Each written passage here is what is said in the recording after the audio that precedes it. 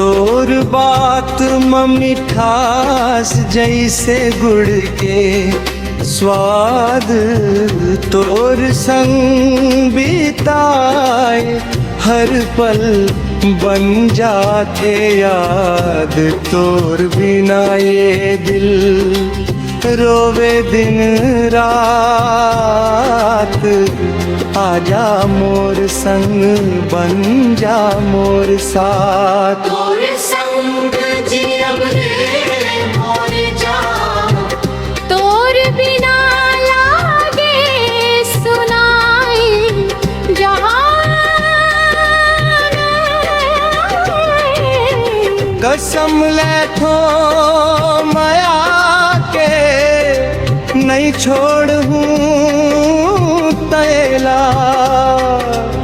जन्म जन्म तक अपन बनाऊं तैला।